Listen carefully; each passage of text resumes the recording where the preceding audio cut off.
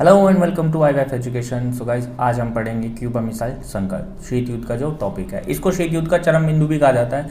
क्यों कहा जाता है, क्या रीज़न है, वो सब हम जानेंगे कि क्यूबा मिसाइल संकट। अब ये जो इंसिडेंट हुआ, ये शीत युद्ध के दौरान हुआ,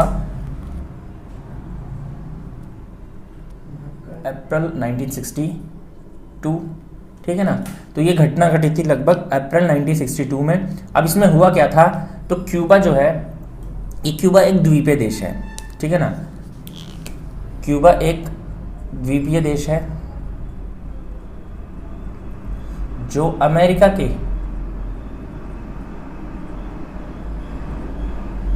निकट बसा हुआ है,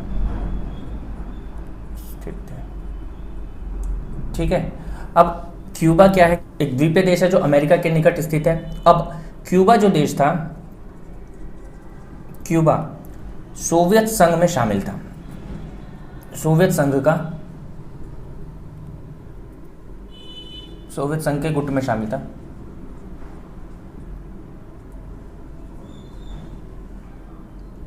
ठीक है ना, यानी कि जो उसका पूर्वी गठबंधन था उस सोवियत संघ में शामिल था। यानी कि क्यूबा में जो साम्यवादी जो विचारधारा थी वो साम्यवादी समर्थन करती थी। क्यूबा जो था वो सोवियत संघ के गुट में शामिल था, यानी कि उसकी विचारधारा को फॉलो करता था, ठीक है ना। तो वहाँ जो उस समय जो सोवियत संघ के जो राष्ट्रपति थे, सोवियत संघ के नेता, नाम है निकिता क्रुश्चेव।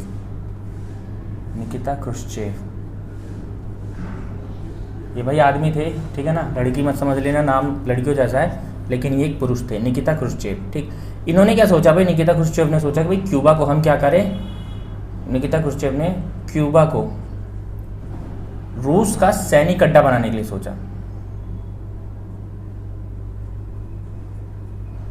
तो लिख देता हूँ ताकि भाई आप नोट कर लो, याद हो जाए, ठीक है ना। मुंह जबानी तो भाई कोई सुनता नहीं है, लेकिन लिखा हुआ रहेगा तो आप नोट कर सकते हो। तो सैनिक अड्डा बनाने का निर्णय लिया।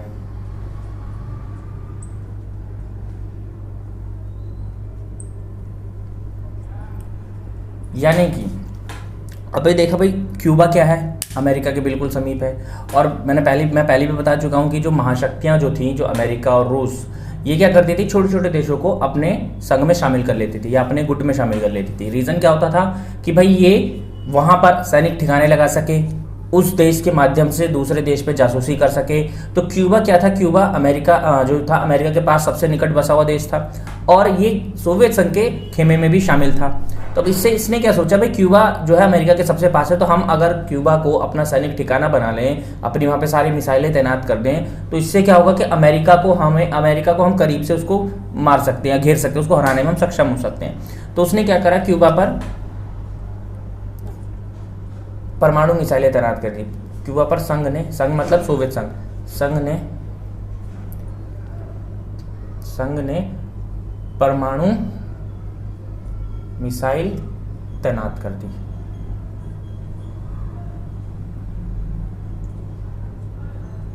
ठीक है भाई, ये सारी घटना चल रही है अभी आपकी 1961 और 62, ठीक है ना। इस पीरियड में पूरी घटना घटी और इसी क्यूबा मिसाइल संकट को भी शीत युद्ध का चरम बिंदु बोला जाता है। अब कैसे देखना, मैंने स्टार्ट बताऊं तो क्यूबा पर संघ ने यानी सोवियत संघ ने पूरी तरीके से परमाणु मिसाइलें तैनात कर दी और 3 हफ्तों बाद अमेरिकी राष्ट्रपति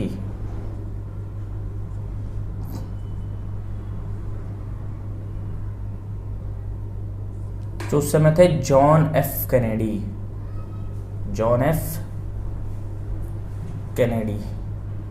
ठीक है भाई। यानी कि आपसे एक नंबर में ये पूछ सकता है कि क्यूबा मिसाइल संकट के दौरान सोवियत संघ के नेता कौन थे, तो निकिता क्रुश्चेव। अमेरिकी राष्ट्रपति कौन थे, तो निकिता क्रुश्चेव। और उस समय क्यूबा के राष्ट्रपति कौन थे, तो फिदेल कास्त्रो। ये आप लिख दे, मतलब बता सकते हो, ठीक है ना। एक नंबर में पूछ सकता है। तो जॉन एफ कैनेडी ने, जो 3 हफ्तों बाद इसकी खबर लगी भाई जॉन एफ कैनेडी को, भाई अब रशिया जो है वो हमारे इतने करीब से, उसने हमारे मतलब क्यूबा एक जो देश है, द्वीपीय देश, वहाँ पे इसने अपनी मिसाइलें तैनात कर लिया, हमको घेरने के लिए, हमको मारने के लिए अपना उसको सैनिक अड्डा बना दिया। तो इस दौरान जॉन एफ कैनेडी ने तुरंत आदेश दिए कि भाई सोवियत संघ को कि भाई जो भी तुमने वहाँ पे हथियार तैनात किए हैं, मिसाइलें तैनात किए हैं, उसको वहाँ से क्या कहते हैं तुरंत हटा ले, नहीं तो युद्ध के लिए वो तैयार रहे। तो आदेश देने के बाद भी अमेरिकी राष्ट्रपति जॉन एफ कैनेडी ने आदेश दिया कि वह भाई अपने हथियार हटा ले।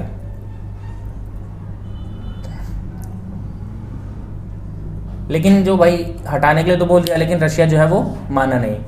रशिया फिर भी अपने जो और भी मिसाइलें थी वो भेजता गया। अब इसी को देखते हुए हुआ क्या, जॉन एफ कैनेडी ने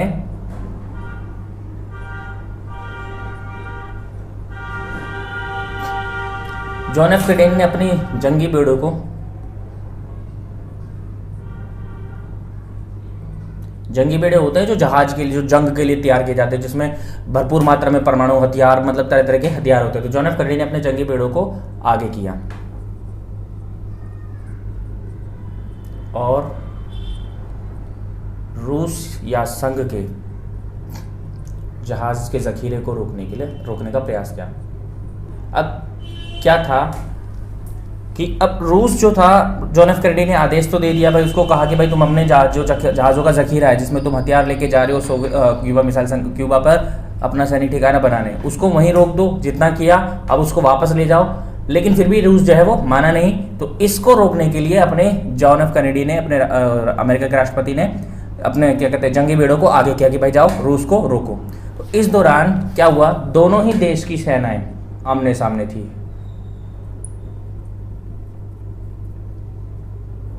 वो भी परमाणु हथियारों के साथ।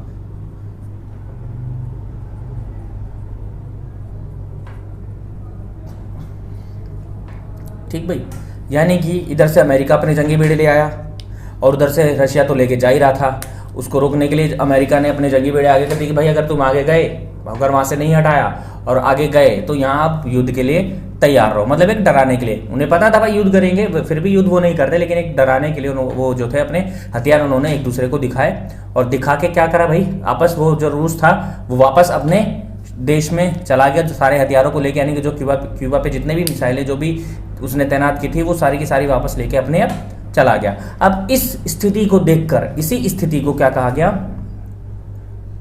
ये जो माहौल, ये जो स्थिति बनी, इसी स्थिति को क्यूबा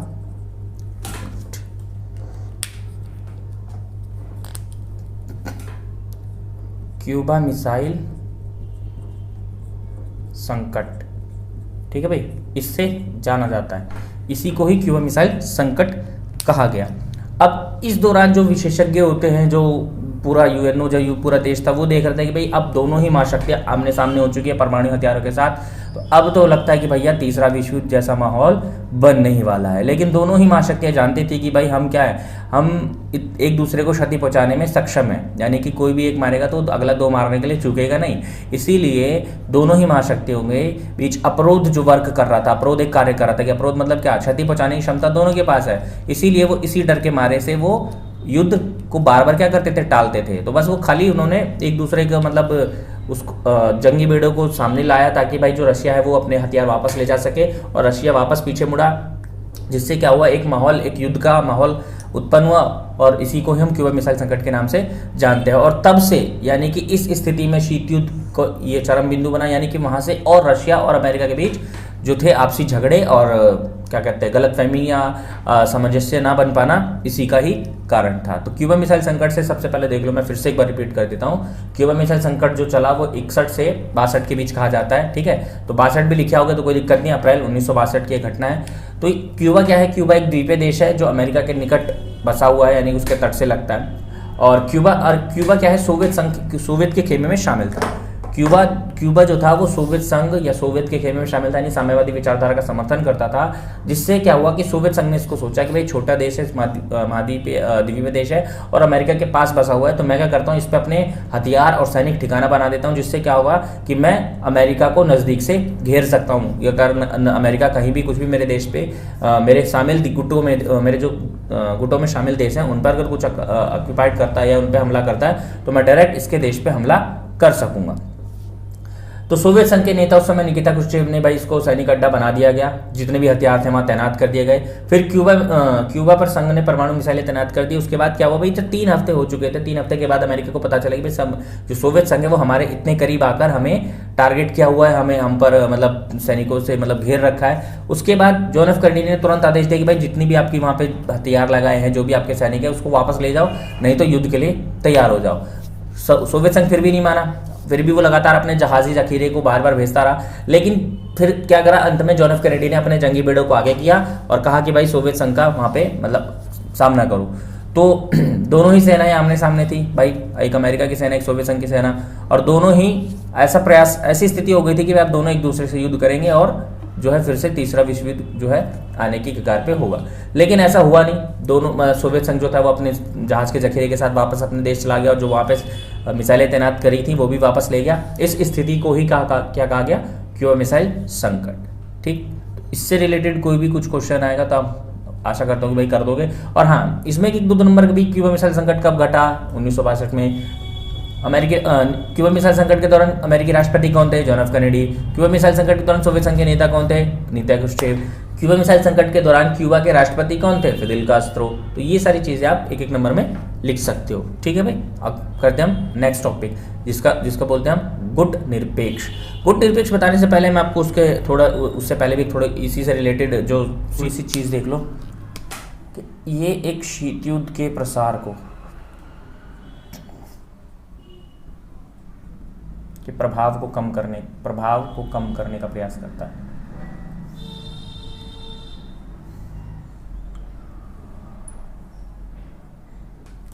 शीत युद्ध को प्रभाव को कम करने का कैसे प्रयास किया गया भाई, शीत युद्ध के दौरान देखा होगा आपने, जो विश्व था वो 2 गुटों में बट रहा था। ठीक है ना, इसलिए हम इसको बोलते थे कि भाई 2 ध्रुवीयता की शुरुआत हो गई थी। एक ध्रुव था अमेरिका, दूसरा ध्रुव था सोवियत संघ। यानी कि सारी शक्ति, 2 महाशक्तियां थी और जो जितने भी देश थे वो या तो अमेरिका के गुट में शामिल हो रहे थे या सोवियत संघ के।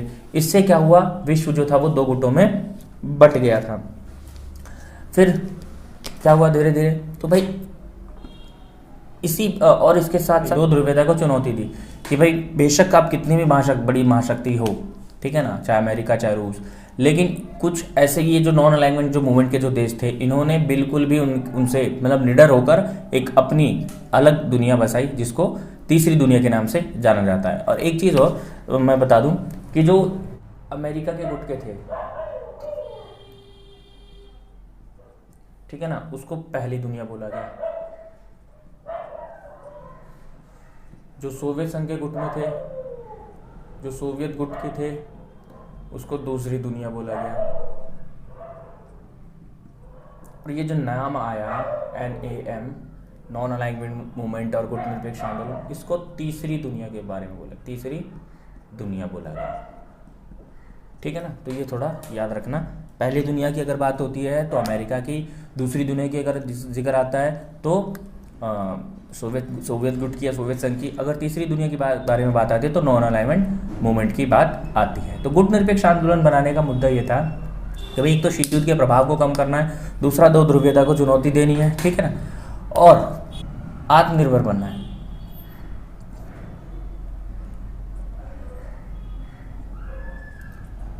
ठीक, इनका उद्देश्य क्या था कि भाई ये जो नवीन देश मतलब उस समय 1945-47 के आसपास जब यूएनओ बनने के बाद कई देश जो थे वो राष्ट्र जो स्वतंत्र हुए, स्वतंत्र होने के बाद इनके ऊपर तुरंत जो थे जो महाशक्तियाँ थी, इनके ऊपर दबाव बनाने लगी भाई कि आप हमारे अमेरिकी गुट में, पूंजीवादी गुट में या साम्यवादी गुट में शामिल हो जाएं, ताकि आपका जो आर्थिक विकास है वो किया जा सके, तेजी से हो सके, अन्य सभी सुविधाएं।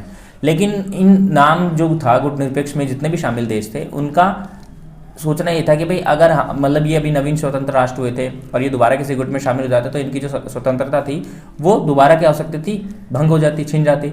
इसीलिए इन्होंने क्या सोचा कि भाई हम किसी भी गुट में शामिल नहीं होते, यानी कि ना तो हम अमेरिका के गुट में शामिल होते हैं और ना ही हम सोवियत संघ के गुट में शामिल होते हैं। तो हम क्या करते हैं, गुट निरपेक्ष रहते हैं, किसी के गुट में शामिल ना होकर अपना एक अलग, जितने भी जो अल्प विकसित देश थे वो आपस में मिलकर अपना एक गुट बनाते हैं, जिसको गुट निरपेक्ष के नाम से जाना गया।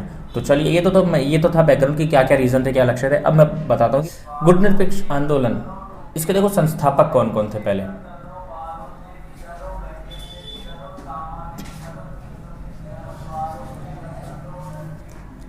यानी कि इसकी स्थापना ये संस्थापक है, इसकी घोषणा किसने की है, स्थापना किसने की, नाम की। तो 5 देश थे प्रारंभिक में, भारत,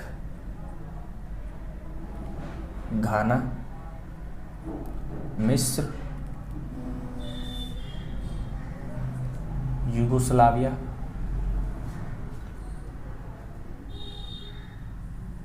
और इंडोनेशिया।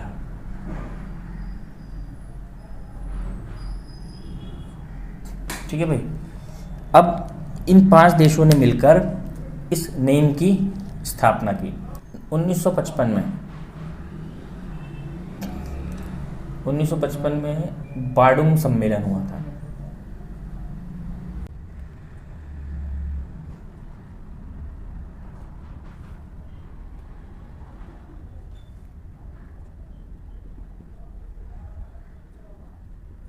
गुटनिरपेक्ष आंदोलन के संस्थापक 5 देश थे, भारत, घाना, मिस्र, यूगोस्लाविया और इंडोनेशिया। और भारत से जो कौन थे, घाना के कौन थे, मिस्र के कौन थे, यूगोस्लाविया कौन थे, इंडोनेशिया के थे, ये भी बताता हूँ।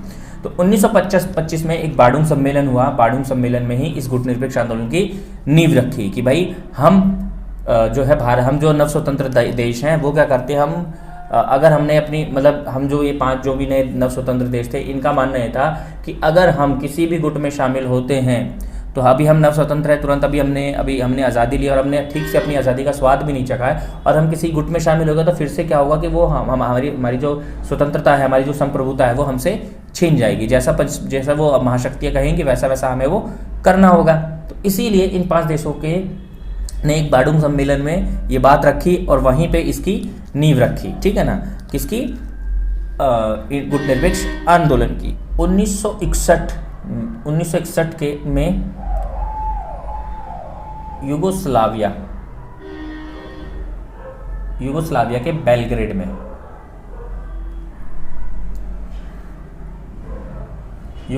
बेलग्रेड में इसका पहला सम्मेलन हुआ।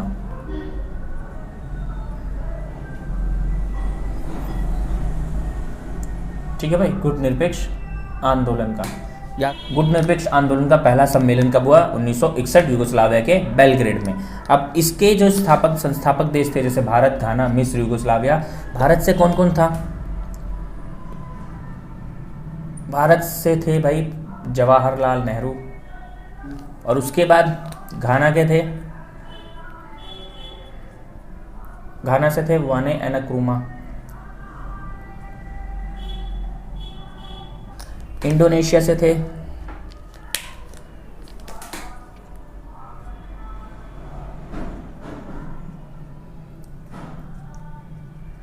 सुकुर्णो। अब फिर मिस्र के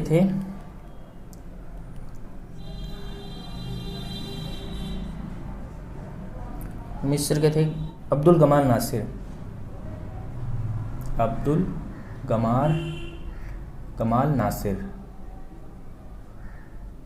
ठीक, और लास्ट जो था हमारा यूगोस्लाविया।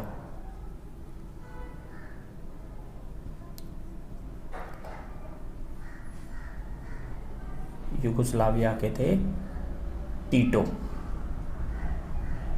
जोसेफ ब्राज़ो टीटो। तो ये 5 देश और 5 इनके जो राष्ट्राध्यक्ष थे, उन्होंने 1955 में इसकी नींव रखी और 1961 में पहला शिखर सम्मेलन यानी पहला गुटनिरपेक्ष सम्मेलन किया और इसकी शुरुआत की। ठीक है ना, यानी कि हम कायदे से कह सकते हैं भाई जो गुटनिरपेक्ष आंदोलन था वो 1961 में शुरू हुआ और अभी तक आज तक चल रहा है। इसका उद्देश्य क्या था, लक्ष्य क्या था कि भाई हमें किसी भी गुट में शामिल नहीं होना है। ठीक है ना, हमें गुट निरपेक्ष रहना है। ठीक, यानी कि गुट निरपेक्ष यानी इन दोनों महाशक्तियों से हमें अलग रह रहा है, लेकिन हमें अंतर्राष्ट्रीय मामलों में हस्तक्षेप करना है। ठीक है ना, अंतर्राष्ट्रीय मामलों में हस्तक्षेप हमें करना है, जिसमें अगर कोई गलती होगी दोनों ही महाशक्तियों की, इसमें कोई एक अगर गलत होगा तो हमें उसका विरोध नियमित रूप से करना है। लेकिन हमें हमारी जो अर्थव्यवस्था है वो हमें अपने हिसाब से अपने स्वतंत्र रूप से चलानी है। ठीक, तो ये था गुटनिरपेक्ष आंदोलन जिसके संस्थापक देश थे भारत, घाना, मिस्र, यूगोस्लाविया और इंडोनेशिया। और 1955 में इसका पहला सम्मेलन बार्डुम में इसका सम्मेलन हुआ, में इसकी नींव रखी गई। और 1961 के यूगोस्लाविया में पहला इसका बेलग्रेड में सम्मेलन होता है, जिसमें 5 भारत, घाना, मिस्र, इंडोनेशिया और यूगोस्लाविया संस्थापक देश के रूप में आते हैं, और जिसमें भारत के जवाहरलाल नेहरू, घाना के वामे एनाक्रुमा, इंडोनेशिया के सुकुर्नो और मिस्र के अब्दुल गमाल नासिर और यूगोस्लाविया से थे जॉस ब्रेजो टीटो। तो इन्होंने ही गुटनिरपेक्ष को आगे बढ़ाया।